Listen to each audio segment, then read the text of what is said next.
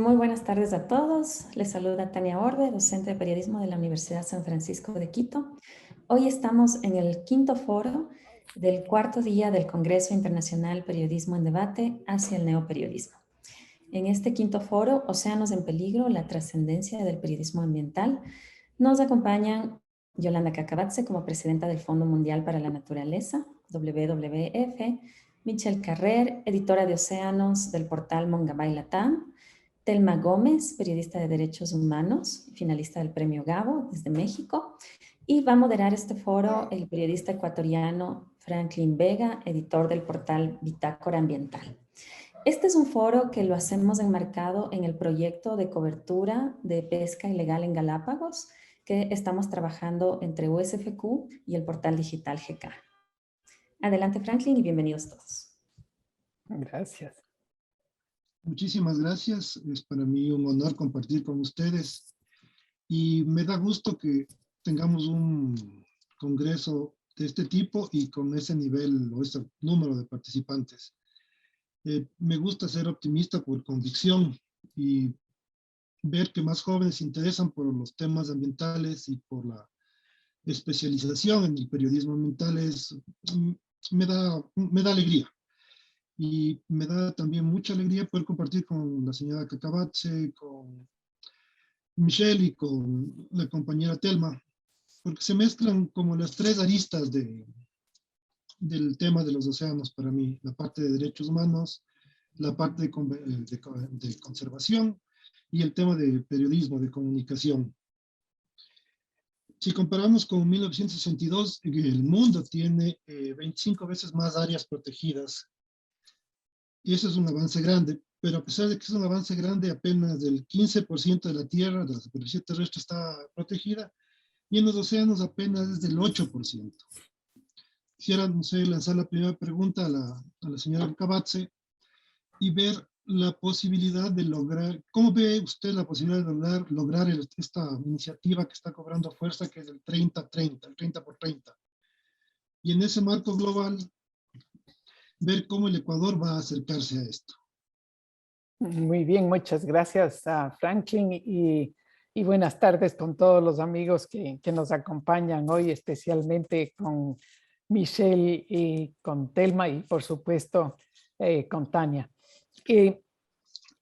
Yo diría que la mayor parte de los países ven en la oportunidad de proteger áreas marinas una oportunidad económica también.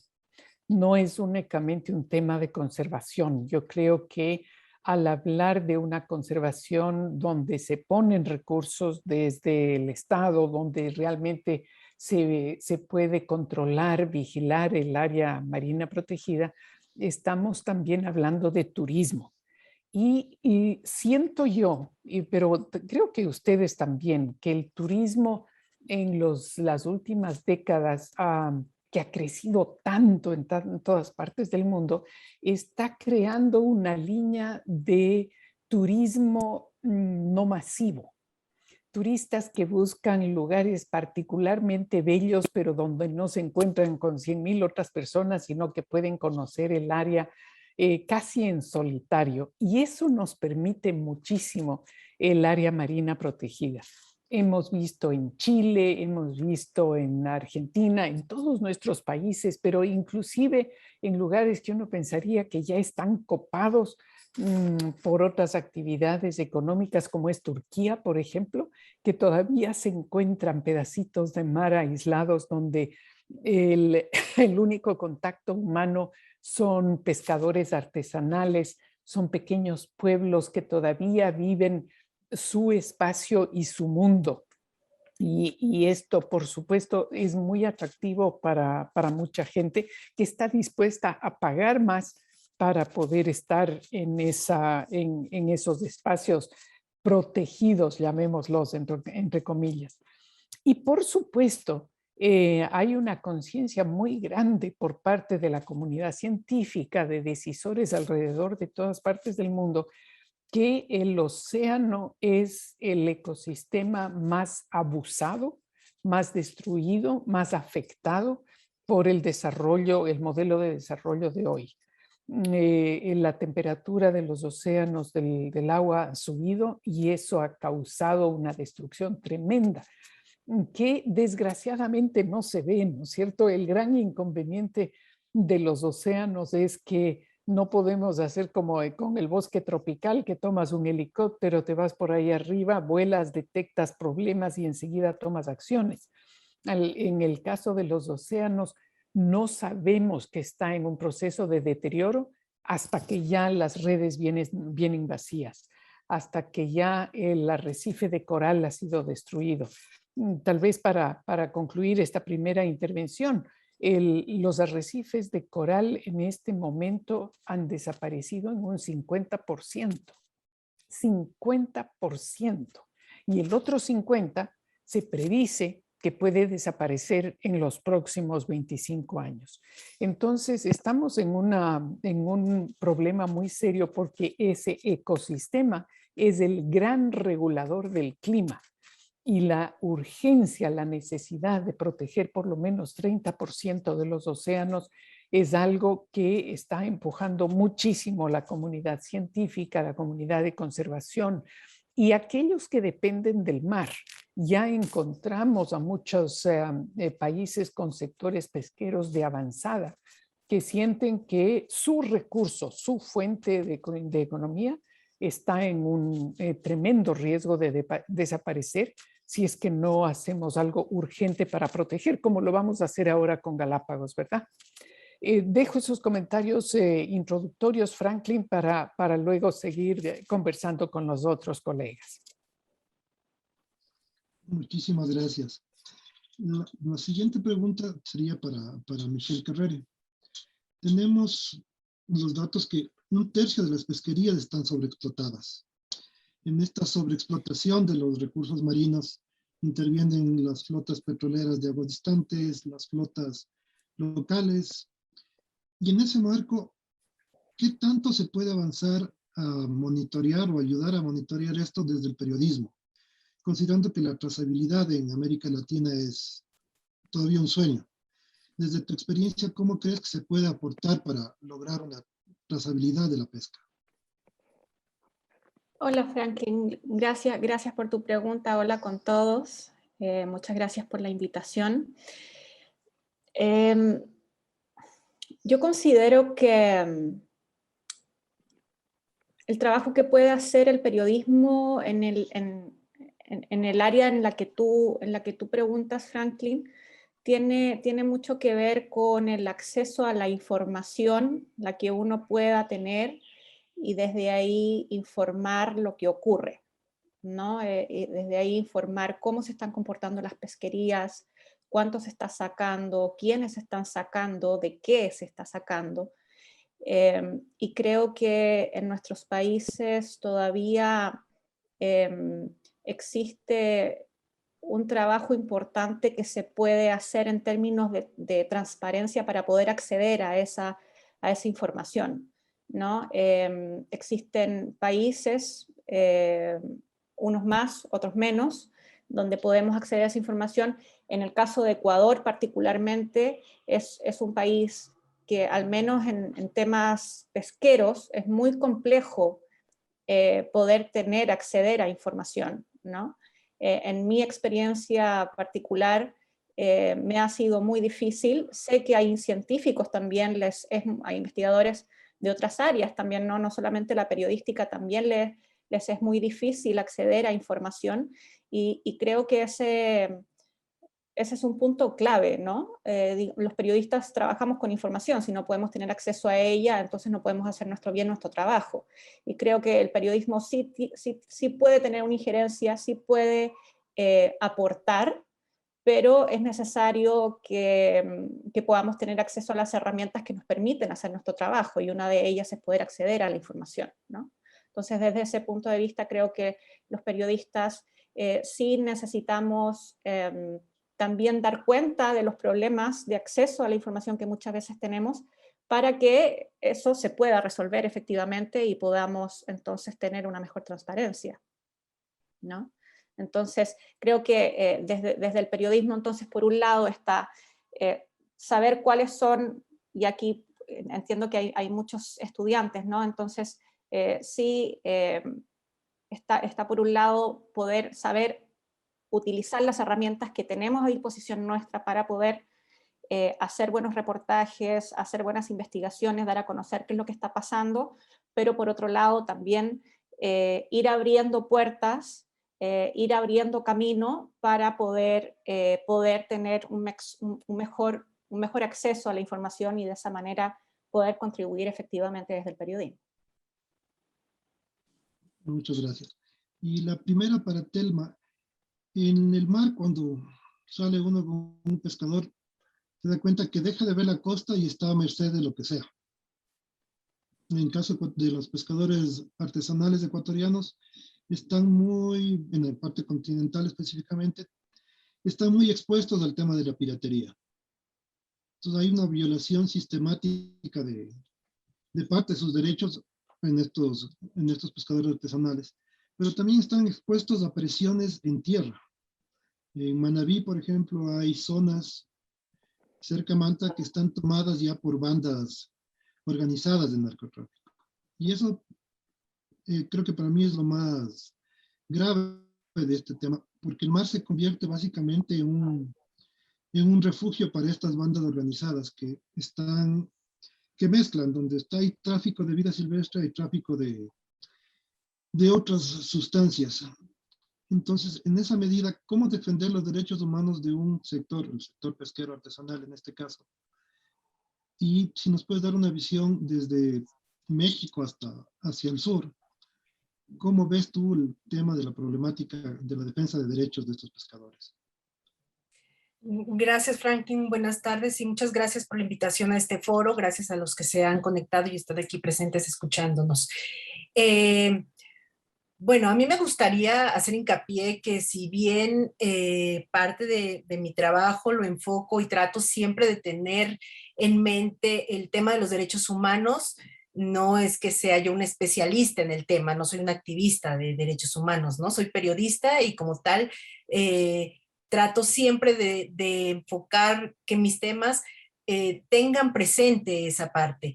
Y en el tema de la pesca, como en otros que tienen que ver con delitos ambientales, creo que no, como periodistas es algo que tenemos que siempre tener en mente. También pensar en que esos delitos ambientales tienen una consecuencia en la vida de la gente. Y por lo regular en la vida de la gente que siempre la lleva de perder, ¿no? Tú mencionas los pescadores artesanales. Pues ellos, yo creo que en toda Latinoamérica, no conozco la situación a fondo en otros países, pero en el caso de México, cada vez se ven más presionados por los problemas que hay de pesca. Y aunque ellos también muchas veces cometen delitos ambientales, por ejemplo, pescar especies que están prohibidas, entrar a zonas donde no se puede pescar, esas acciones a veces no se pueden, esas acciones son pequeñas y se comparan con los delitos ambientales que cometen otras empresas, grandes empresas. Y aquí me gustaría aprovechar para mencionar, por ejemplo, el trabajo que hicimos hace un año en Mongabay Latam y que coordinó Michelle, en donde justo se hizo un rastreo de la pesca ilegal en varias áreas naturales protegidas y ahí encontramos que son grandes empresas, en el caso de México, atuneros, quienes son los que están entrando a estas áreas naturales y están haciendo estos aprovechamientos ilegales de recursos. Y eso tiene un impacto, obviamente, en los pequeños pescadores, en la naturaleza, pero también en el tema de violaciones a derechos humanos.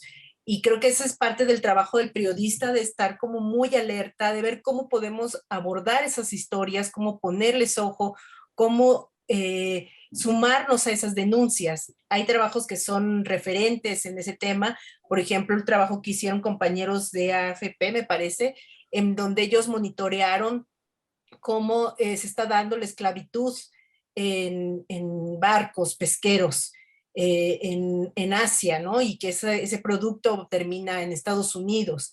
Entonces creo que también desde el periodismo podemos abordar cómo los casos que tú estás mencionando del narcotráfico, cómo el narcotráfico está utilizando a los pescadores, a los pequeños pescadores para hacer, para que se transporte y lo metan y los metan en las rutas de trasiego de las drogas, ¿no? Y que eso está pasando en todos nuestros países, desafortunadamente. Entonces ahí son temas que los delitos ambientales se pueden abrir y a ver algo más amplio, y que creo que son temas que no estamos del todo abordando y que sí requiere la mirada periodística. Muchas gracias. Quisiera retomar con ustedes, señora Cabatz, el tema del impulso del 30x30. ¿En qué medida se va a lograr eso ya en el Ecuador? La actual nueva reserva marina decretada por el señor presidente Lasso el 1 de noviembre fue fruto del trabajo de un año previo o un poco más de varios grupos. Inclusive estuvo usted en una comisión que nombró el presidente Moreno. Y ahora se logra un primer paso, porque de los 475.000 kilómetros que se plantearon al inicio, tenemos 60.000 presentados. De esos 30.000 son reserva y 30.000 más son una área que elimina ya una parte importante que es depresión, que es el palangre.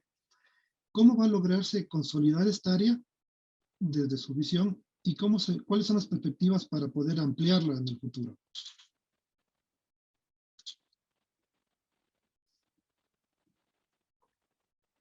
No te lo escucho. Franklin, por favor, me dice Yolanda, porque me siento viejísima como señora Cacabatz. Lo que pasa es que desde que fue ministra no le puedo decir de otra forma. A ver, en verdad lo que acabamos de declarar como área protegida adicional a lo que ya teníamos es bastante menor a la ambición. Pero siendo realistas, tenemos que reconocer que tanto en áreas protegidas terrestres como marinas, si son solamente líneas en el mapa, es preferible ni siquiera declararlas.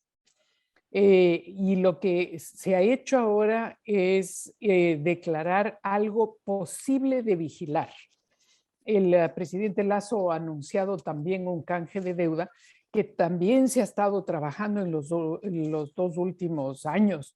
Un canje de deuda cuyos fondos permitirían el control, la investigación, vigilancia, manejo durante, digamos, para siempre, porque la idea es que el capital de ese canje de deuda esté invertido y se utilicen únicamente los intereses. Pero esos intereses servirían para varias actividades, ¿no es cierto? Principalmente enfocados en Galápagos, en la población de Galápagos y en aquellos sectores que hacen vigilancia, empezando con la Marina. Necesitamos satélites, necesitamos que el Parque Nacional tenga algo más que un bote que generalmente no tiene la velocidad para perseguir a infractores. El hecho de que podamos hacer vigilancias de flotas pesqueras que se acercan al área protegida y que tengamos la capacidad de vigilar que realmente se estén utilizando artes de pesca permitidos, porque muchas veces lo que sucede es que apagan el radar, meten palangre, empiezan a pescar con artes ilegales y el barco está afuerita del área protegida, del área marina protegida, y todo el mundo parece que está tranquilo, pero no es así. Entonces, repito, es súper importante contar con los fondos necesarios para que el área protegida no sea solamente una línea en el mapa, sino que esté funcionando, que opere con todo lo que eso implica, que va desde investigación científica hasta capacitación a los pesqueros artesanales, con construcción de capacidades en el Parque Nacional, hasta dotación de naves a la Marina. Entonces, en el caso de Galápagos, creo que este corredor de los 60.000 kilómetros, cuyo, si pensamos en un corredor, la parte interna del corredor sería de protección estricta y los dos bordes a los lados del corredor sería una protección menos rígida donde sí se permite pesca, pero no artes de pesca invasivas. Esto es importante y puede convertirse en un modelo, sobre todo porque la pretensión del Ecuador es que este trabajo lo hagamos juntos con Costa Rica, con Colombia y con Panamá, que tienen también islas a proteger en sus costas y que entre los cuatro tendríamos un área grande. Y respondiendo a la pregunta, Franklin, creo que es súper importante que cuando estemos pensando en nuevas áreas marinas protegidas, pensemos en los vecinos. Espérate un ratito. Aló. Que pensemos en los vecinos porque el trabajo en equipo rinde más, es más eficiente, es más fuerte políticamente y en la práctica también. Entonces, este trabajo de los 4 países es importante, pero pensemos en los océanos alrededor del mundo. Generalmente estamos encontrando que las áreas de mayores recursos diversos, donde se encuentra los nidos de la vida marina alrededor del mundo, muchas veces son compartidas entre varias naciones. En el sureste asiático se dio ya una experiencia muy linda entre 7 naciones en la creación del Triángulo de Coral. Y ahí los 7 presidentes en su momento, y estoy hablando de unos 15 años atrás probablemente, los 7 presidentes se pusieron de acuerdo en proteger ese triángulo de coral y lo han estado haciendo bastante bien. De la misma manera que pensamos hacerlo acá en Galápagos. Pero tenemos que promover, y aquí hago referencia, Franklin, a su mención de la sociedad civil y de ONGs. En esto de Galápagos hemos estado muchos miembros de organizaciones de la sociedad civil y individuos como yo apoyando la iniciativa, y así tiene que ser. Yo siento que una decisión vertical, piramidal, que viene desde arriba, donde se crea un área porque sí, sin que se haya sentido la necesidad, sin que se haya debatido en organizaciones de la sociedad civil, por lo general no tienen impacto y por lo general fracasan. Cuando se encuentran en la mitad el deseo de la sociedad y la capacidad de decisión de una política pública desde el gobierno, y ese encuentro lleva a la creación de áreas marinas protegidas, ahí podemos tener una garantía o casi una garantía de éxito. Y ese tipo de ejercicio hay que fomentarlo, ¿no es cierto?, con la participación del sector pesquero artesanal, de esas comunidades que están dentro o cerca del área que uno pretende proteger, del sector pesquero industrial, porque lo que estamos viendo es que el sector pesquero industrial siente que al principio se sentía súper amenazado. Me van a quitar mis áreas de pesca. Ahora estamos viendo un cambio en el sector pesquero industrial que dice o que reconoce que al proteger esos nidos de vida, su recurso va a ser permanente en el tiempo y no va a estar amenazado en el corto plazo. Entonces, esos sectores pesqueros, industrial y artesanal, comunidades locales, las organizaciones de conservación y que protegen el ambiente, de derechos humanos, todos los sectores deben estar involucrados en la creación. Uno de los déficits de América Latina es que conocemos poquísimos del concepto de conservación. Pensamos todavía, yo escucho ahora, después de 40 años de trabajo en este campo, todavía escucho a ciudadanos de mi país, del Ecuador, que dicen, es que los parquecitos son para los conservacionistas. Y no han logrado captar, y eso es un error del Estado también, el no capacitar a la población para que se reconozca que la conservación está en beneficio de la gente, sino para qué uno conserva. Uno no conserva por el pajarito, por el arbolito, ¿no es cierto? Uno conserva porque hay servicios prestados por esas áreas protegidas, marinas o terrestres, para la humanidad. Y eso también hay que trabajarlo mucho más. Si no, no vamos a lograr ese 30-30 y creo que es urgente trabajarlo. ¿Cambio? Gracias. Michelle, desde el periodismo, cuando uno repite malas noticias, termina saturando a la audiencia.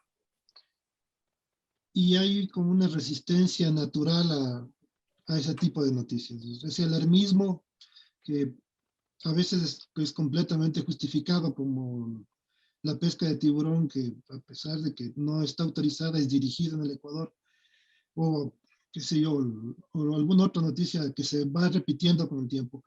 Desde tu experiencia, ¿cómo crees que se pueda vencer esta inercia de las malas noticias? Darle un giro y darle una vuelta para que logremos hacer un cambio, motivar un cambio y que se tomen medidas adecuadas. Muy buena pregunta. Justamente ayer o antes de ayer hablaba con Telma y le decía, tengo ganas de hacer noticias positivas, quiero hacer historias positivas, ya estoy harta de historias negativas. Y, sí, yo creo que es a la vez, puede ser muy frustrante también, ¿no? Desde el que hace la noticia, no solamente porque, claro, uno escribe, denuncia y el resultado de eso suele ser muy poquito, ¿no? Entonces, sí, por un lado es un gran desafío como mantener el espíritu firme para seguir cubriendo, pienso, noticias ambientales. Pero para responder bien a tu pregunta, yo diría que efectivamente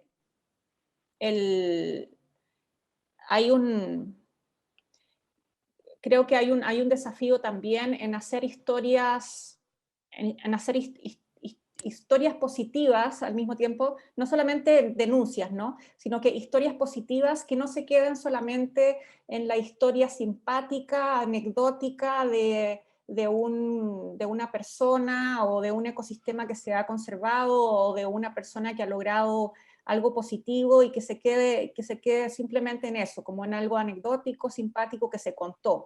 Yo creo que hay un desafío grande del periodismo y por eso también hay una ola, si se quiere, ¿no? Como de esto que se ha llamado el periodismo de soluciones, para efectivamente contribuir no solo desde la denuncia, sino que contribuir desde también pienso yo desde el ejemplo, pero también como desde la inspiración, ¿no? Cómo uno desde el periodismo también puede inspirar a que las personas quieran proteger su entorno. Yo creo que eso es tan válido como hacer una gran denuncia y fomentar a que se inicie un proceso de investigación, por ejemplo, ¿no? Me parece que es igualmente válido y valioso que cuando el lector lea nuestros textos, eso genere en él o en ella algo que lo hace de pronto hacerse preguntas que antes no se hacía, como por ejemplo, ¿dónde va a ir la botella de agua o de gaseosa que me estoy tomando ahora? ¿Qué va a pasar con ella? Por decir algo, ¿no? Es decir, creo que desde el periodismo también podemos hacer esos pequeños cambios o remover un poco en los lectores y eso es una contribución que a mí me parece muy bonita también, ¿no? Que a mí en lo particular me interesa ahondar en ese tipo de periodismo también. Y creo que eso es algo, se me ocurre, no sé qué opina Telma, me parece que por ahí hay mucho camino que andar también, ¿no? El periodismo siempre entre los mismos periodistas también, ¿no? Solemos, creo, en algún punto como desvalorizar o no considerar tan importante o tan exitoso, no lo sé, ¿no? Una noticia que no sea una denuncia, que no haya impulsado una investigación o que haya procesado a alguien o tal, ¿no? Que tenga como un impacto de ese calibre. De alguna manera no, creo que entre los mismos periodistas no lo valoramos tanto, aunque sí me parece que eso también ha ido cambiando un poquito. Creo que ahora cada vez el periodismo de soluciones está siendo más tomado en cuenta, ¿no? Pero creo que por ahí todavía hay camino que andar. Gracias, Michelle. Y la misma pregunta quisiera formularle a Telma. ¿Cómo crees que se pueda vencer la inercia de las malas noticias? Porque lamentablemente si tú ves lo que se publica, todo lo que tiene algo de, o sea, una buena noticia no es noticia básicamente a veces. ¿Cómo desde el enfoque desde la comunidad, desde la gente se puede lograr romper eso? Y luego de esta pregunta pasamos a las preguntas dadas por los compañeros, por los colegas asistentes. Claro que sí, gracias. Sí, coincido con Michelle, que ese es un desafío permanente en el periodismo. Y es una pregunta que se la han hecho maestros que nos han antecedido.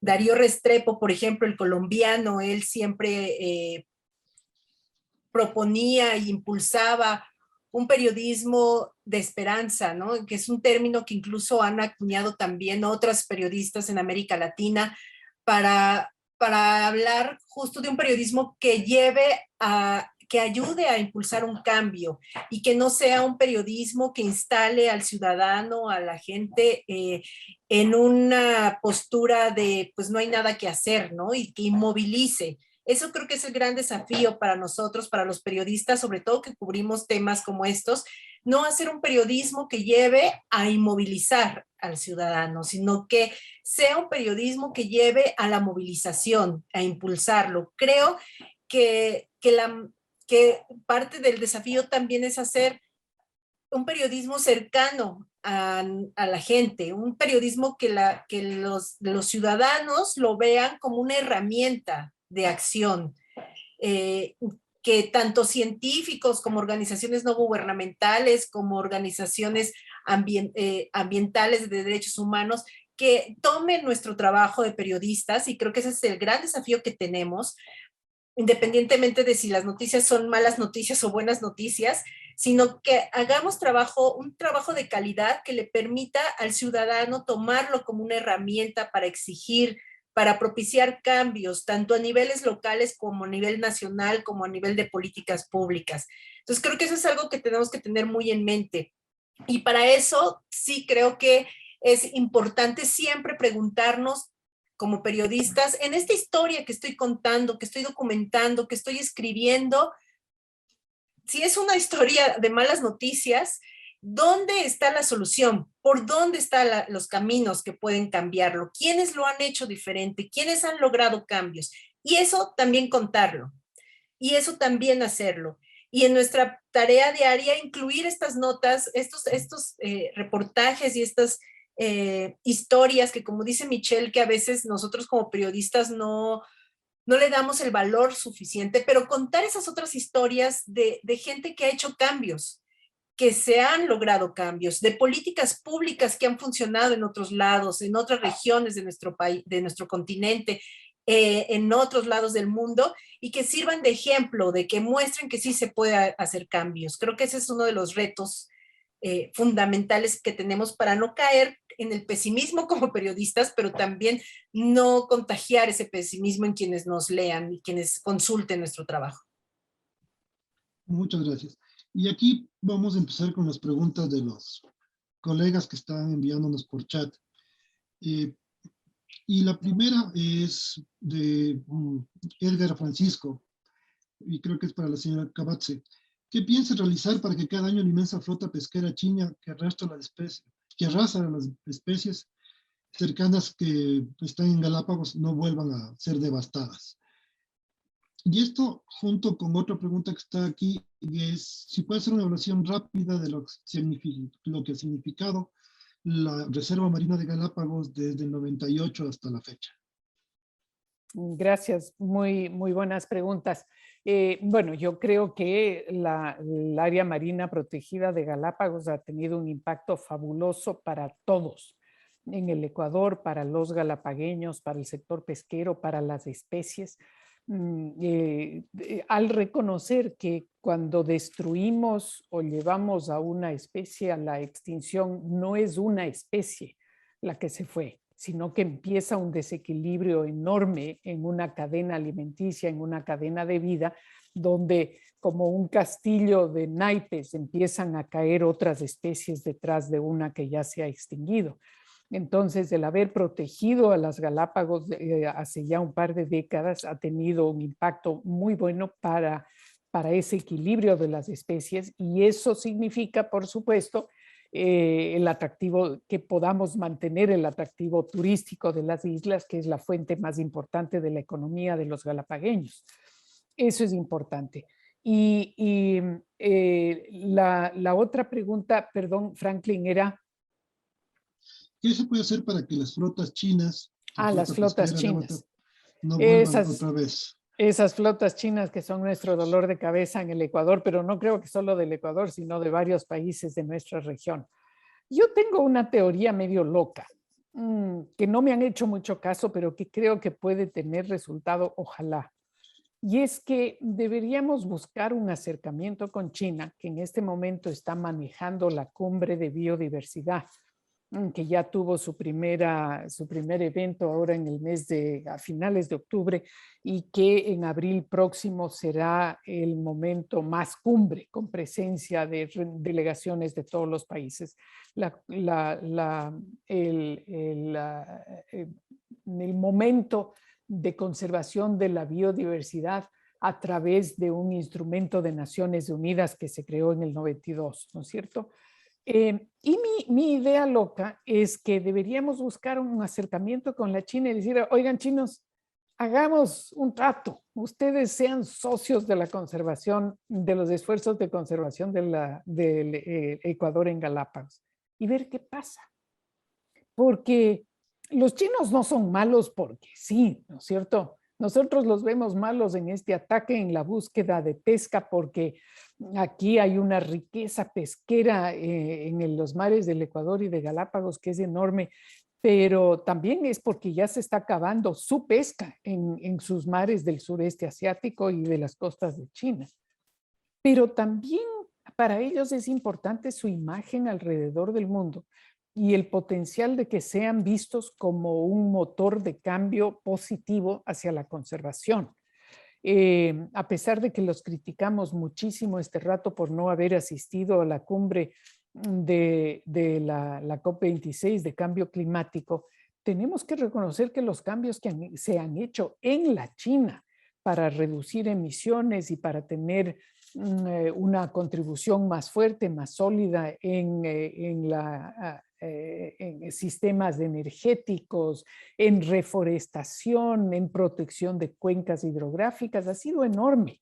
No se oye lo suficiente de esos esfuerzos dentro de la China, pero son muy significativos, y también en conservación. Entonces, yo sí creo que debemos hacer ese intento de buscar que los chinos, en lugar de agredir al mar de Galápagos, sean nuestros socios de conservación, e inclusive hagamos mucho ruido, mucha bulla, con ayuda de todos ustedes, de el valor que tiene para la conservación del mundo la reserva de Galápagos, y que lo estamos haciendo en asociación con la China. ¿Qué significaría esa asociación? Número uno, que no se permita la llegada de barcos pesqueros a las cercanías de Galápagos. Y número dos, inclusive financiamiento, ¿no es cierto?, para contribuir a una o más de las actividades de protección de las Islas Galápagos.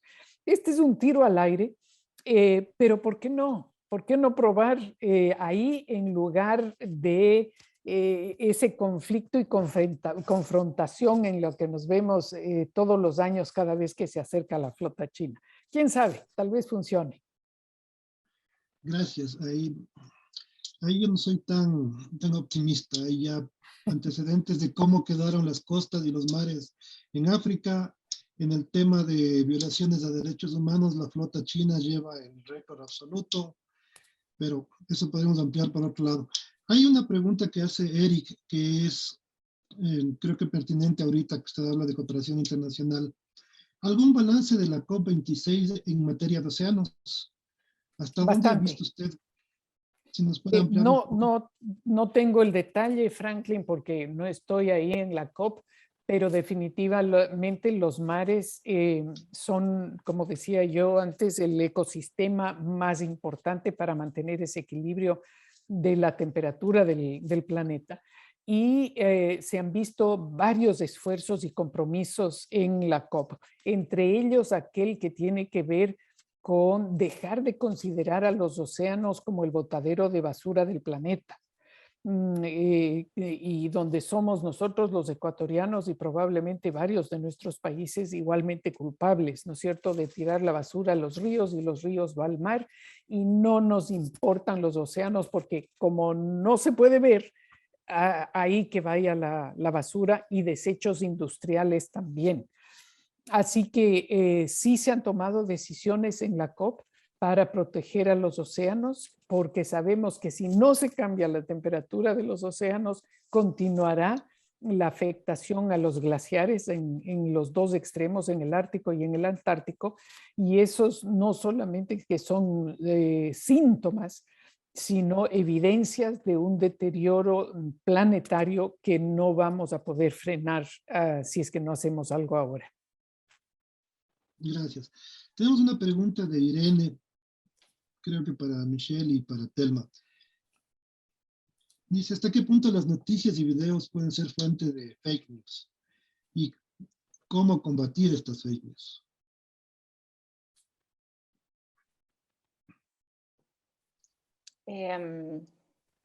¿Hasta qué punto? En un gran punto. Es decir, sí, es algo que ocurre a lo que no se puede, digamos, como hacer oídos sordos o no querer verlo. Al contrario, hay que aceptar, pienso yo, que existe, que está, y desde ese punto, desde esa mirada, entonces,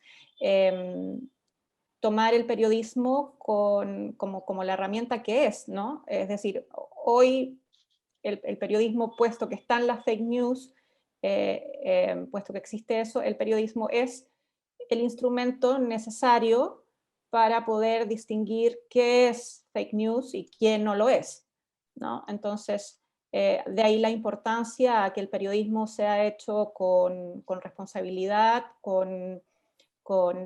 intentando ser lo más objetivo posible. Bueno, eso podría ser discutible porque hay muchos periodistas que discuten sobre la objetividad del periodismo. En mi manera de hacer periodismo, en la manera que a mí me gusta hacer periodismo, intento la objetividad dentro de lo posible,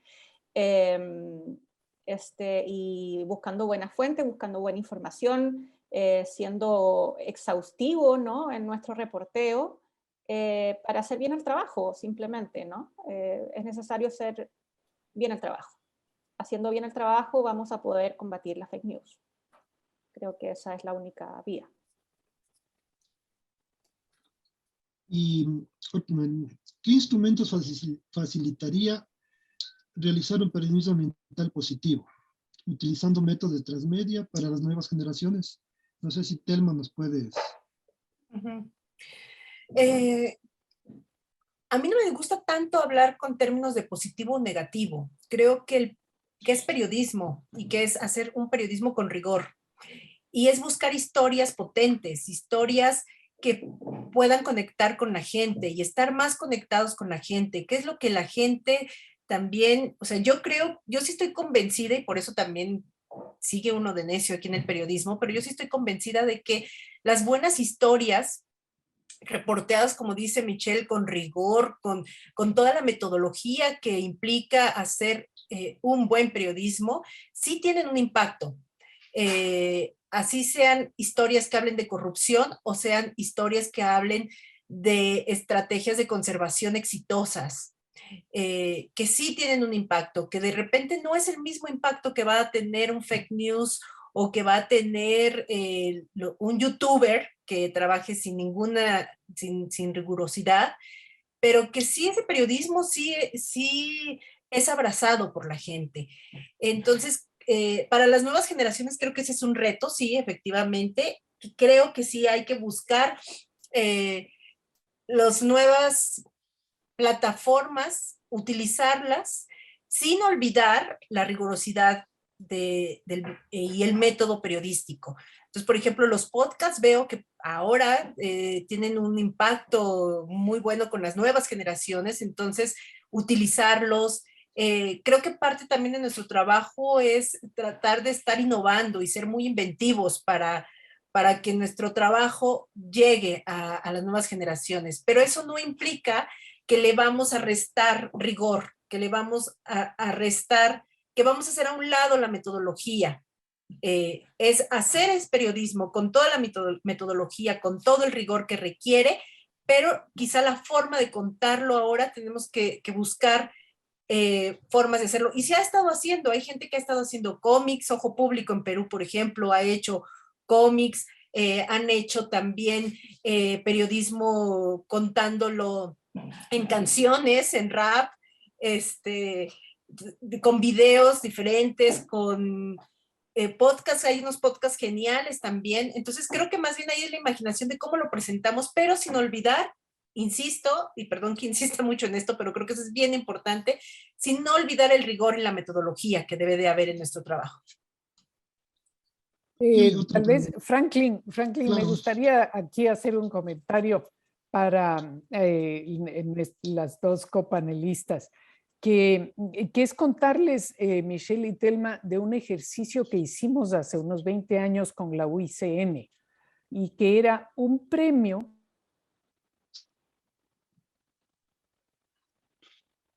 Se enmudeció. Se fue el audio. Ahí, pero está apagado el micrófono nomás. Artículos periodísticos sobre temas complejos en idiomas sencillos. Y no se pueden imaginar el éxito que tuvieron esta competencia, este concurso. Me acuerdo que en esa época era organismos genéticamente modificados. ¿Quién entiende eso? Nadie.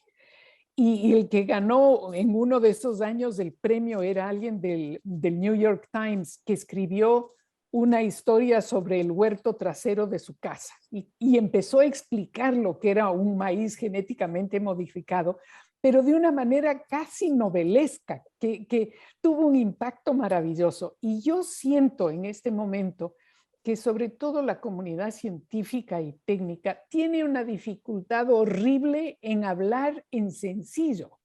Habla con unos términos tan complicados sobre lo que es el cambio climático, sobre lo que es la importancia de la absorción del carbono.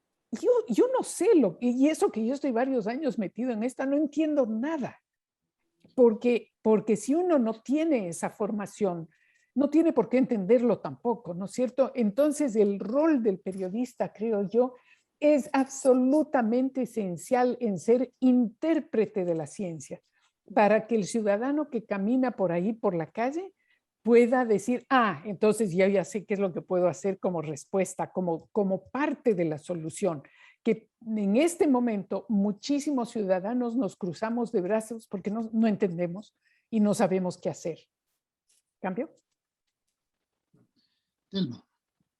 Sí, Yolanda tocó un punto fundamental y qué bueno que lo tocaste, Yolanda, porque esa es parte de repente de lo que sucede cuando nos especializamos como periodistas en ciertos temas, que llega un momento en que nos mimetizamos con nuestras fuentes y utilizamos el mismo lenguaje y utilizamos la misma forma de comunicar difícil y perdemos y nos desconectamos de los ciudadanos, se nos olvida hacia dónde debe de ir nuestro trabajo. Nuestro trabajo, obviamente que lo van a consultar y utilizar nuestras fuentes, las fuentes científicas, las fuentes ambientales, las organizaciones, pero creo que el gran reto, y sobre todo en estos temas, es llegar a quienes no están en esas burbujas, Exacto. romper esas burbujas y llegar con los ciudadanos.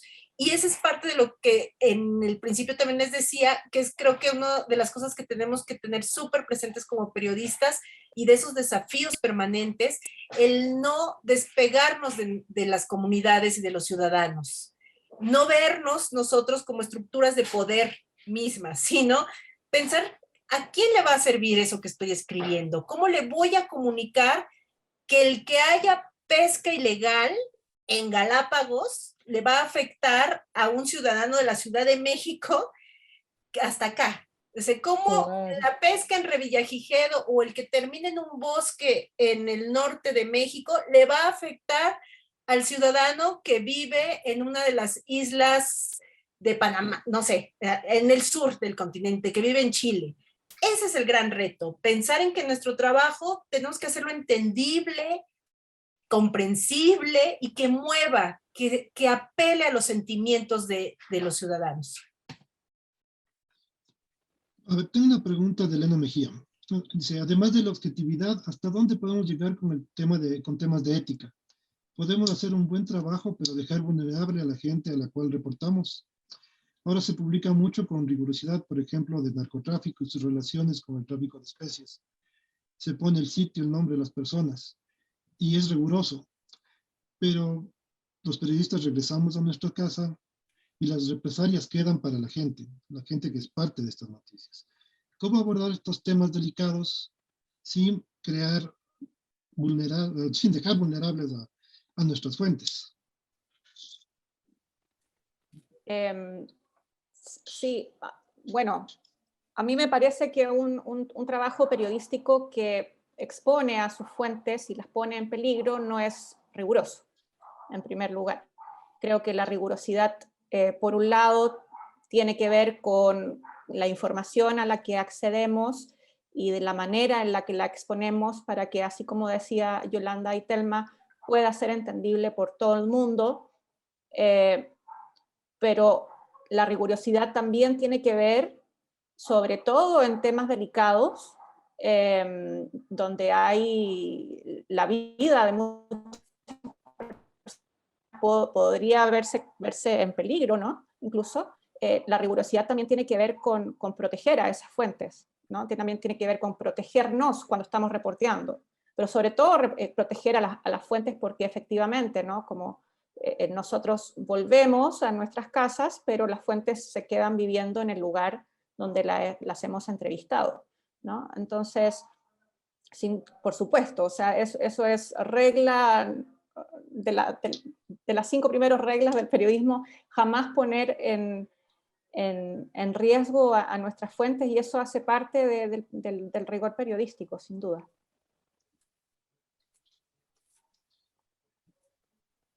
A ver, aquí hay una pregunta que abunda un poquito más de lo que hablamos hace un momento. La crisis climática es también un tema lleno de desinformación, pero cada vez son más los medios que divulgan los mayores retos que enfrenta la humanidad. ¿Cómo podemos transmitir la urgencia del cambio climático sin tener que acudir a mensajes catastróficos? Lo que hablamos hace un momento del alarmismo, pero ya enfocado en el tema de cambio climático. Sí, no sé si quieren ahí tomo la palabra. Insisto en que creo que es mostrar cómo llevar esos temas y hacerlos cercanos a las personas. Y creo que podemos lograrlo, contar historias.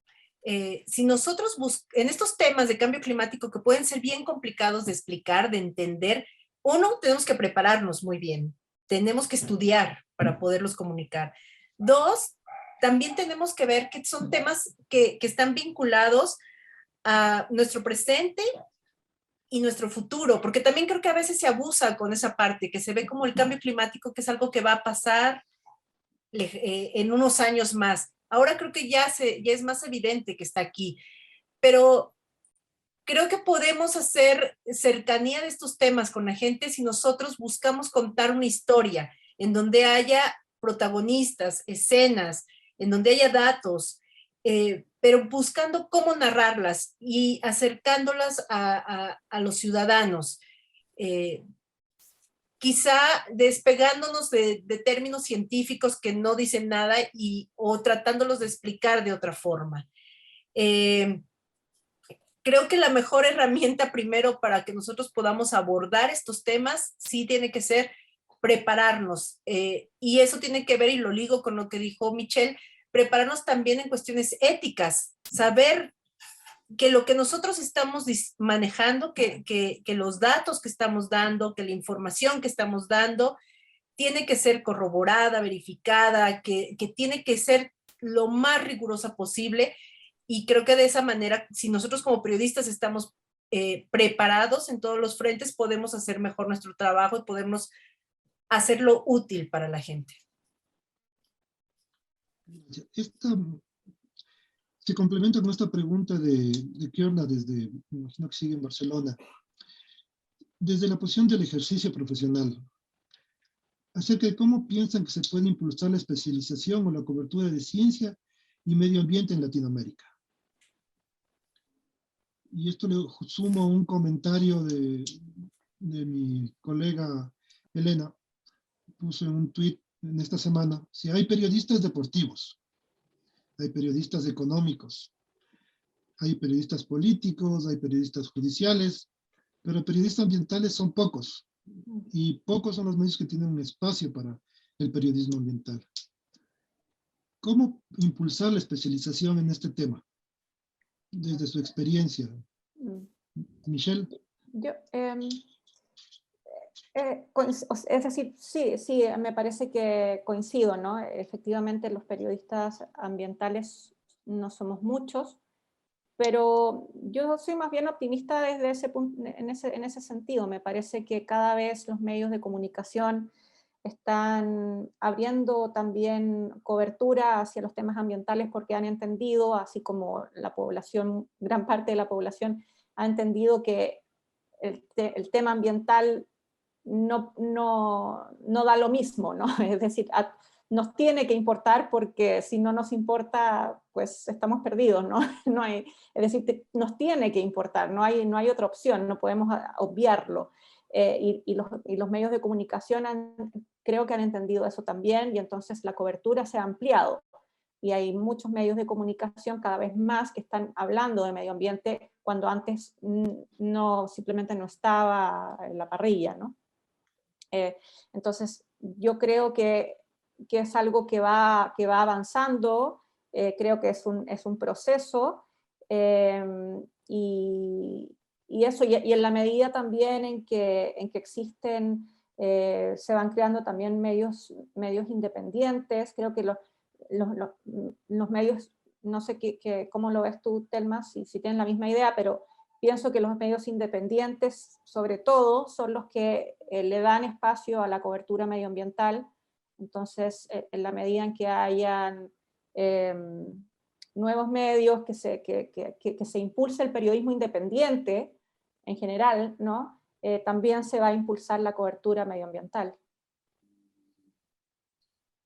¿Quieres algo más, Telma, que agregar, o le damos paso a Yolanda, que pidió la palabra? Rápido comento. Sí, coincido con Michelle, pero también creo que, o sea, sí creo que hay cada vez más interés en estos temas. The Guardian hace poco anunció justo que casi todos sus reporteros y toda su cobertura tiene que ver y cruza con el asunto del cambio climático, pero también creo que sí, o sea, sí hay que especializarse, sí hay que estudiarle en estos temas, pero también no es necesariamente, o no debe de ser necesario, ir con el apellido de periodista ambiental. Yo creo que los temas ambientales se pueden abordar en todas las áreas y en todos los temas del periódico, que tiene que estar ahí metido el asunto. O sea, si estoy hablando de los negocios de la pesca y el comercio, ahí puedo meter el asunto ambiental. Si estoy hablando de tratados internacionales de comercio, que eso es un tema bien importante para nuestros países, meter el ojo ambiental. O sea, creo que también eso es una apuesta personal de cada periodista, el saber cuál va a ser su apuesta, por qué temas le va a poner y cómo los va a tratar. Entonces yo creo que no es necesario que tengamos nuestro apellido ambiental, sino que tengamos en nuestra mira y en nuestro universo y en nuestras obsesiones profesionales los temas ambientales. ¿no? Así como los temas de derechos humanos, los temas de corrupción, que o sea, uno elige cuáles son esas obsesiones y ahí tratar de meterlos en los temas que se aborden. Sí, Gracias. cortito, perdón, quería, muy cortito, lo que dice Telma, claro, estoy absolutamente de acuerdo con ella y me acordé de, justamente hace pocos días atrás, entrevisté a un exministro de Ambiente de Perú sobre este tema de los bosques, el tratado para la cero deforestación ahora que se firmó en la COP. Y claro, y él me decía, el tema de los bosques no se acaba en los bosques. En el fondo, se puede lograr esa meta en la medida que se entiende que el bosque, los temas de bosque no se acaban en el bosque. Atraviesa el Estado, ¿no? Todo el Estado tiene que estar a merced de que eso pueda cumplirse. Entonces, el Ministerio, minería, energía, medio ambiente, toda la cartera, ¿no? Todas las carteras tienen que entender al medio ambiente como parte de su eje de trabajo, ¿no? Y entonces, claro, el periodismo también debería entender al medio ambiente como un eje transversal que tiene que estar presente en toda su cobertura. Ahora sí, señora Yolanda. Nos pidió la palabra. Gracias. Totalmente de acuerdo con lo que acaban de decir Michelle y Telma sobre ambiente como un eje transversal. Y en general yo creo que el éxito de la comunicación para lograr que el ciudadano común participe es, entre comillas, humanizar el tema. Y les voy a poner un ejemplo que tiene que ver con cambio climático. Si es que la pérdida y el desperdicio de alimentos fuese un país, sería el tercer país emisor de gases. China, Estados Unidos y la pérdida y desperdicio de alimentos. Eso es una locura, pero es tan fácil entender, es tan fácil comunicarlo al ciudadano porque todos comemos, ¿no es cierto? Y todos sabemos cuándo estamos desperdiciando comida y por qué estamos desperdiciando comida. Entonces, el entrar a trabajar el tema de los alimentos y la pérdida en la cosecha, en el transporte, en la refrigeración, en el empaquetamiento, en la compra, en la colocación en la refrigeradora y en la servida en el plato, y reconocer que 40% de los alimentos que se producen en el mundo se van a la basura, despierta o nos obliga a hacer un llamado a la parte emocional del ser humano, ¿no es cierto? La solidaridad. ¿Cómo es posible que esta noche 800 millones de personas se vayan a dormir sin comer y al mismo tiempo botamos 40% de la comida producida en el mundo?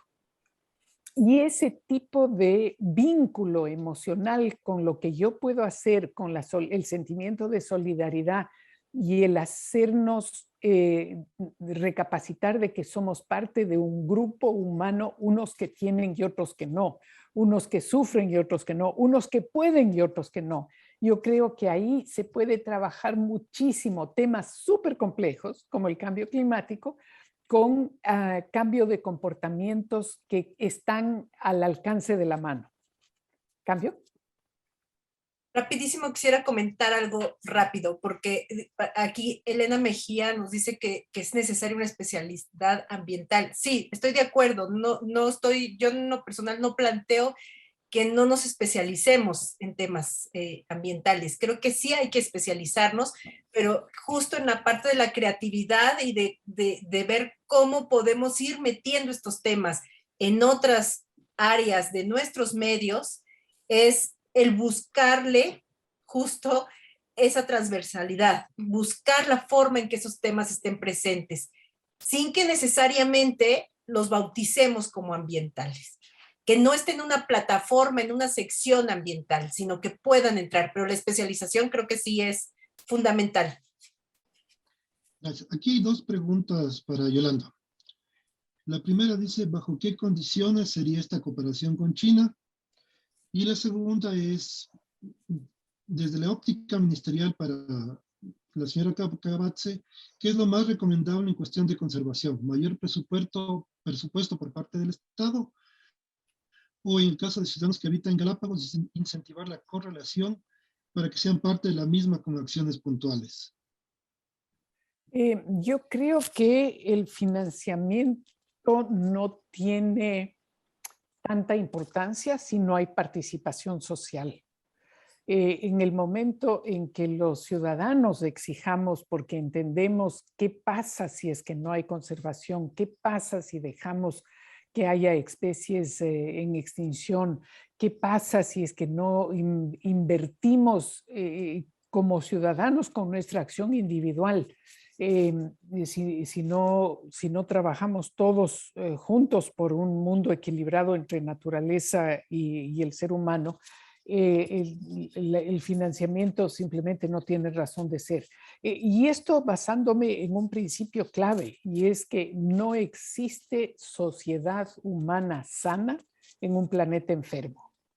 Si dejamos que el planeta esté enfermo, por supuesto que vamos a tener los virus del COVID-19, como hemos tenido ya 5, 10, 20 virus antes, y van a venir nuevos, ¿no es cierto? Si no nos preocupamos por ese equilibrio entre el ser humano y la naturaleza. Así que de ahí, cuando es la sociedad la que pide financiamiento para las áreas protegidas y acciones de investigación y acciones de conservación, ahí hay sentido. Pero nuevamente, si viene un financiamiento, pero la gente no entiende para qué, evidentemente los resultados no son tan importantes. Y respecto a la pregunta de cuáles serían los términos de negociación con la China, ayúdenme a pensar, porque no, he lanzado el mensajito a los chinos, pero todavía no me han respondido. Pero si suponiendo que China decide de responder que bueno, ya, yo me asocio en la conservación con me asocio en la conservación de Galápagos con el Ecuador. Qué chévere que sería trazar una estrategia, ¿no es cierto? Pero esperemos a ver si eso se da. Y aquí hay otra pregunta que va en esa línea. Dice que los mayores problemas ambientales son causados por las grandes empresas. ¿Qué acciones se pueden tomar? Yo creo que sí, tiene toda la razón. Por ejemplo, la industria petrolera, la industria minera, pero en general ha habido un cambio, yo creo que súper importante. Industrias que veíamos antes como intensamente contaminadoras del ambiente, en los últimos 20, 10 años han ido cambiando sistemas tecnológicos para reducir la contaminación y se han convertido más bien en aliadas de procesos industriales. Con eso quiero decir que no por ser industria son todos malos. Y yo creo en la naturaleza buena del ser humano. El rato que ese ser humano sea dueño, accionista, director de una empresa privada, extractora o no de recursos naturales, en el rato que entienden su responsabilidad en el largo plazo, la gente cambia.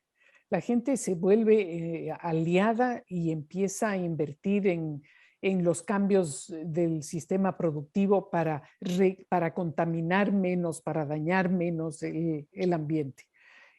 Pero, por supuesto, hemos visto crecer a ese grupo de ciudadanos del sector industrial en los últimos 10 años, sobre todo gente impresionantemente comprometida y realmente invirtiendo recursos financieros grandes para mejorar procesos productivos, pero el número de empresarios de industriales todavía no es suficiente. Debería ser el 80% y yo diría que recién estamos en un 30% de ellos.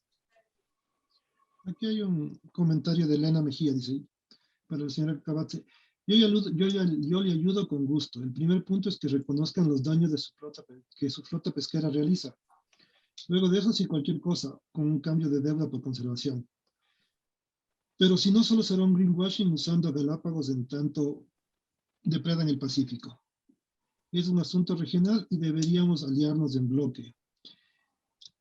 No sé ¿Se si tiene algún se comentario. refiere a la industria china, a la Sí, pesquería china? a la Sí, sí, pesquería sí, china. sí, evidentemente, si es que China decidiera que quiere ayudarnos en la conservación de las Galápagos, no puede seguir con la flota china aquí al lado, ¿no es cierto? Y tendría que cambiar un mundo de cosas en su comportamiento, pero la condición número uno sería que ya no se acercan esas flotas a nuestros mares. Pero, como digo, ese es un sueño mío, ojalá se cumpla. Bueno, este año estuvieron a 140, a 160 millas en promedio, no se acercaron. Se supone que fue por la temperatura del mar, al señor ministro del Ambiente fue por las advertencias realizadas por la Armada y la Cancillería. Esperamos que esto se replique en los próximos años y que no vayan hasta el límite mismo de la zona Así económica es. exclusiva. Hay otro comentario que no logro ver de quién es porque se tapa, pero dice, con respecto a la flota china y pesquera china, es casi imposible regular la voracidad con que llegan a las islas a devastar el ecosistema para satisfacer inclusive creencias milenarias con ciertos productos del mar. Y ahora, Ahí hay una serie, Franklin, de temas importantes que tienen que ver con cultura. Por ejemplo, la sopa de aleta de tiburón en la China es súper valorada. Valorada como sería para nosotros en la sierra ecuatoriana la fritada, ¿no es cierto? Para ellos la sopa de tiburón ha tenido un valor cultural de milenios. Pero fíjese usted que una persona como el presidente de la China, dictador, ¿no es cierto? Hace unos 5 o 6 años, dio la orden de que nunca más se serviría sopa de aleta de tiburón en un banquete de gobierno. Y se cumplió en 24 horas. Este rato, en ninguno de las provincias de la China, ni de los pueblos, ni ciudades grandes, de ningún evento de gobierno se sirve sopa de aleta de tiburón. En Hong Kong ya vemos restaurantes, lo mismo que en Corea del Sur, en Taiwán y en China, restaurantes que en la puerta dice aquí no se sirve sopa de aleta de tiburón. Entonces, implica cambios culturales durísimos, ¿no es cierto? Porque aquí les estamos diciendo a nosotros los de Occidente cómo tienen que comportarse ellos. Pero lo han reconocido de que la sopa de aleta de tiburón que se comida allá en la China está afectando a las Galápagos y muchos han entrado ya a ser parte del proceso de reducción o de eliminación de un comportamiento cultural que para ellos ha sido muy importante. Entonces, no solamente tiene que ver con comunicar que eso es importante para nosotros y que tienen que solidarizarse, sino ver cuál es la estrategia para que en lugar de la confrontación haya alianzas, ¿no es cierto? Como esta de la sopa de aletas de tiburón. No es un trabajo fácil porque cambiar un comportamiento cultural es súper difícil, sobre todo en culturas tan antiguas como la China, pero se puede, ya empezó a darse en este caso y yo creo que en otros casos se puede ir trabajando también. se cortó el audio ¿Aló? de Yolanda. Ahí se escucha. Sí. Muchas gracias. Sí, se cortó la última parte, sí, pero ya se la escucha bien. Bueno, otra pregunta para usted dice, ¿cuál es su opinión sobre la Conbremar? ¿Fue valioso para el Ecuador adherirse? No conozco a detalle el convenio, pero entiendo por lo que decía nuestro ministro de Relaciones Exteriores anterior, que estuvo trabajando en el tema y que lo puso en evidencia en el momento que se puso a trabajar con los países del Pacífico Sur, Chile, Perú, Colombia, y por supuesto con el Ecuador incluido, a que hagamos alianzas continentales para defender los derechos del mar y los derechos de estas convenciones. Así que ahí yo creo que tenemos un instrumento legal, un protocolo importante a nivel internacional, pero ningún protocolo va a ser lo suficientemente grande o que pueda cubrir a todos los países del mundo. Hay algunos protocolos que han sido firmados por unos países y no por otros. Y a lo que deberíamos llegar es que haya unidad de criterios a nivel global y eso no tenemos todavía. Yo quisiera agregar, agregar una cosa. Me parece que a nivel periodístico, es decir, sin duda que el tema de las flotas chinas es importante y tiene que ser cubierto, ¿no?, por el periodismo, sin duda que sí. Sin embargo, quisiera como poner énfasis en que nuestros países también tienen problemas, ¿no? Entonces creo que tenemos que nosotros como periodistas también estar atentos a que las luces, digamos que nuestra atención sea equilibrada, ¿no? Es decir, muchas veces las luces se ponen ahí donde está la flota extranjera porque el problema ya no somos nosotros lo que lo está generando, es un extranjero, ¿no? Son flotas que vienen de otros lados, el problema es otro, de nuevo, es otro el que lo tiene, ¿no? Pero nosotros también en temas de océanos, en temas de pesca ilegal, tenemos graves problemas en nuestros países con nuestras propias flotas, ¿no? Entonces creo que el periodista también tiene que saber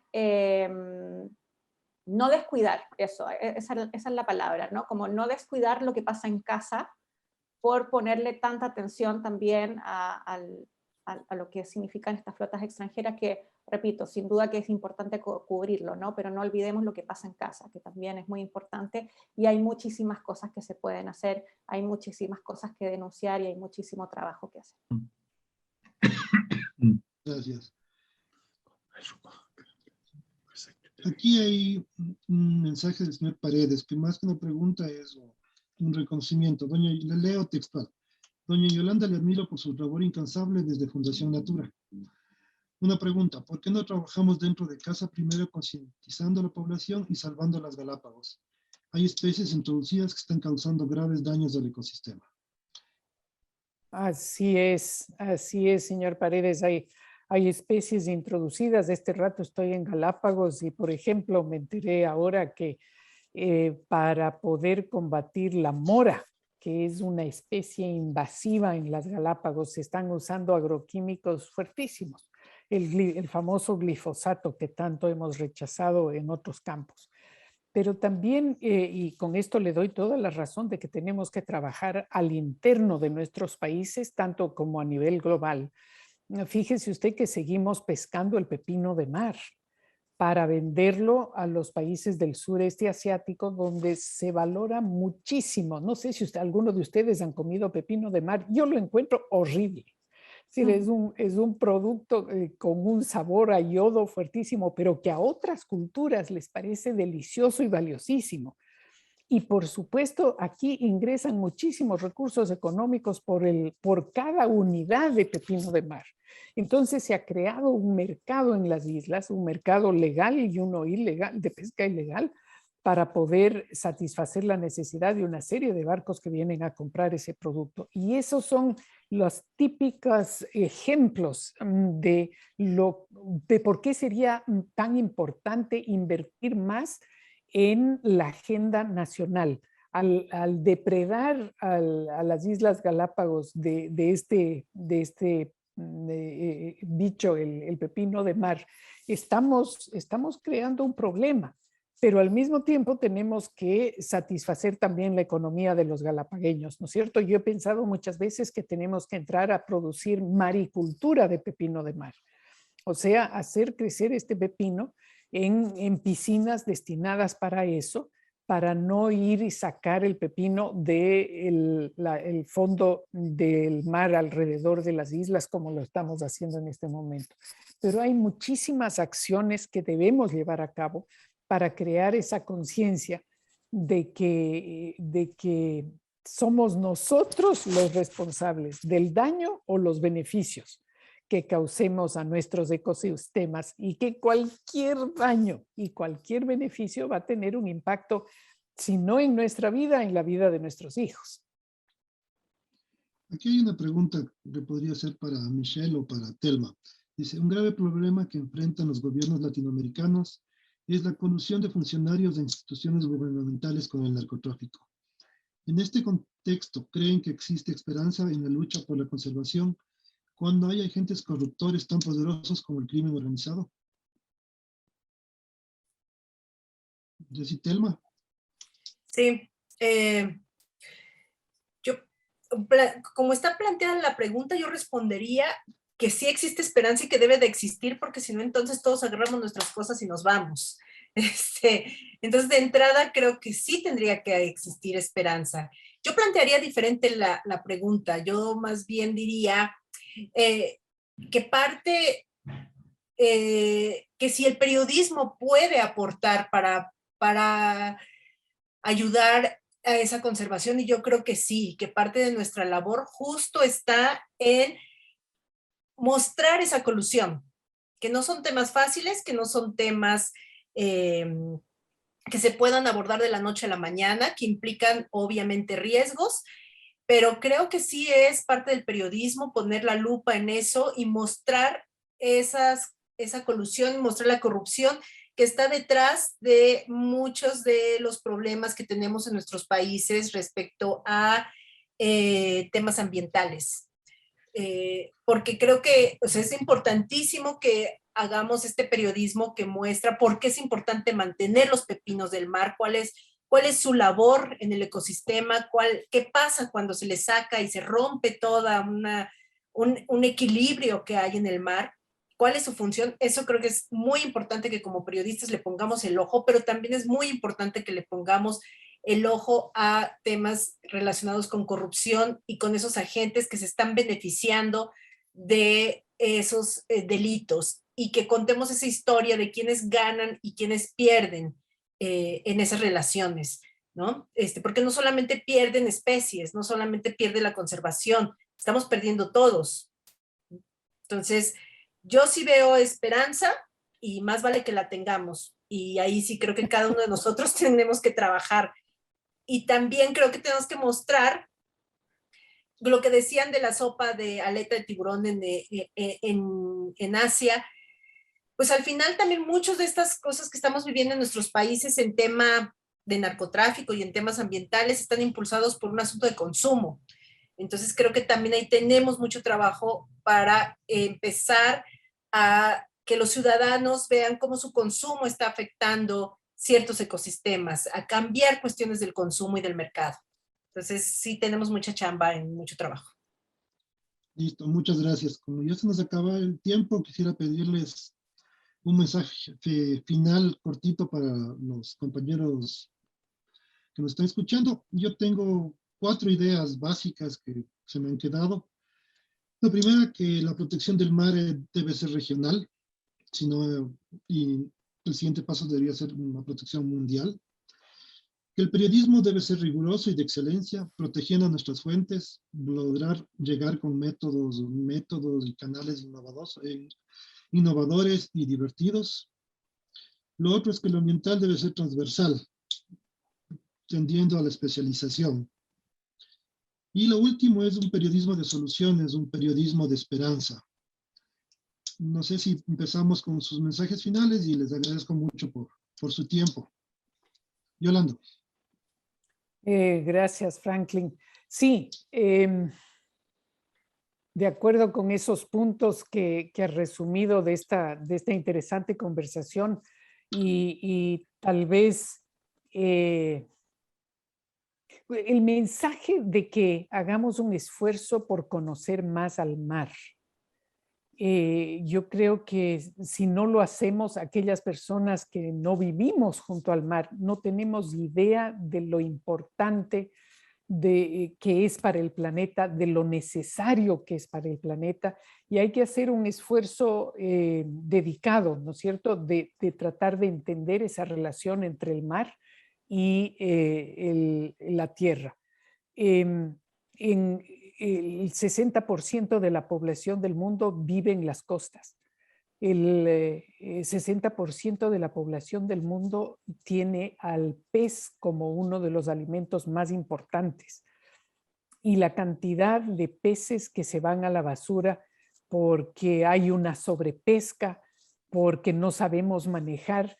Tal vez hay una serie de respuestas, y aquí hace poco conocí una de Nigeria, donde comunidades de mujeres de pesca artesanal están secando el pez, y el incremento de su economía al vender pescado seco, que ya no se va a la basura, ha sido algo maravilloso para esas poblaciones. Y con este ejemplo lo que quiero decir es lo que acaba de reforzar Franklin. Siempre hay algo positivo que podemos construir frente a los problemas. Y nos toca hacer, porque lo peor que podemos hacer es sembrar incertidumbre y sembrar miedo, como muchas veces encontramos en la información que nos llega. ¿Cambio? Muchas gracias. Telma. Pues bueno, les diría, si la mayoría de nuestra audiencia son periodistas, están estudiando periodismo, les diría que lo que acaba de decir Yolanda, pues ahí hay varias historias y varios enfoques que se pueden tomar para hacer historias.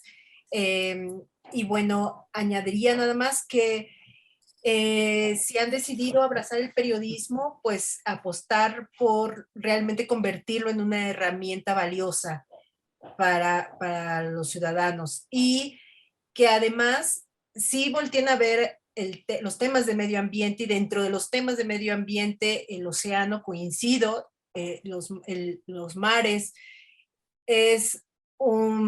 ahí es donde puede haber un montón de historias que se pueden contar, que necesitan ser contadas, y creo que ahí hay un campo enorme y que se necesitan periodistas que lo estén contando. Yo aprovecho justo para echarle porras a Michelle, y ella se lo he dicho en corto y no pierdo oportunidad de decírselo en público, que para mí es una de las mejores editoras que hay de océanos. Y cuando uno trabaja con gente, con colegas que tienen ese nivel de especialización, que conocen también el tema, lo agradece uno. Entonces, que si apuestan por especializarse, de verdad, hay muchos campos en el tema ambiental donde lo pueden hacer, y un gran ejemplo es el trabajo que hace Michelle. Michelle. Gracias, Telma, por tu porra. Para complementar y no repetirme en lo que ha dicho Yolanda y Telma, que coincido absolutamente con ellas dos, diría que trabajen también, busquen alianzas también, ¿no? Trabajar en conjunto. Los temas de medio ambiente, en la mayoría de los casos, son temas transnacionales, porque las plantas y los animales no saben de fronteras, ¿no? No saben dónde termina Ecuador, comienza Perú y luego sigue Chile, no les importa.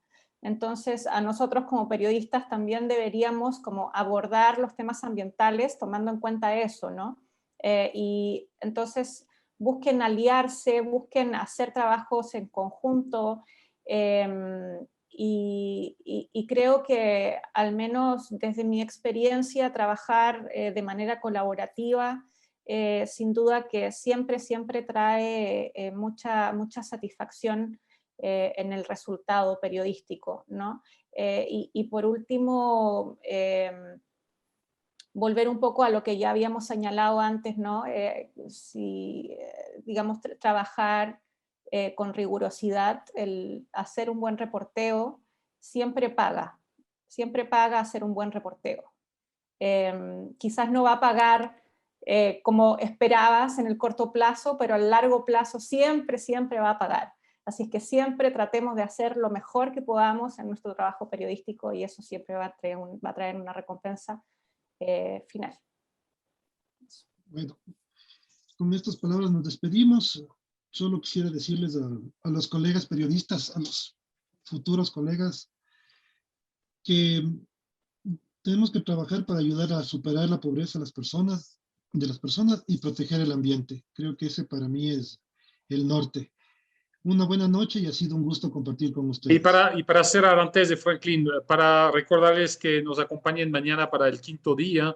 Mañana recibiremos a Aleju Bajak, periodista de USA Today, para hablarnos de periodismo de datos, de visualización de datos, otro invitado de lujo que tendremos mañana a las 8:30. Gracias a todos los que nos acompañaron en ese día de fútbol.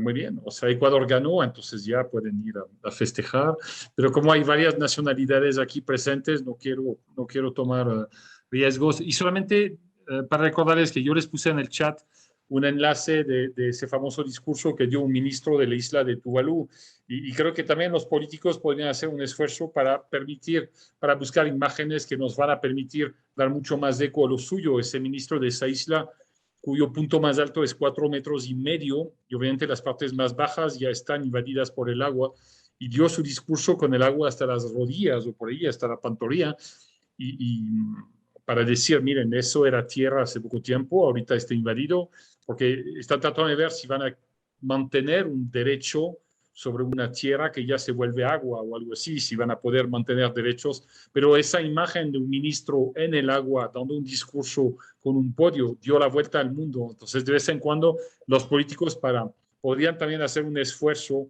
para graficar ellos mismos esa problemática. Un gusto, muchísimas gracias para todos. Hasta mañana para el quinto día del Congreso. Gracias a todos y los 150 participantes que se enfrentaron al fútbol de Ecuador.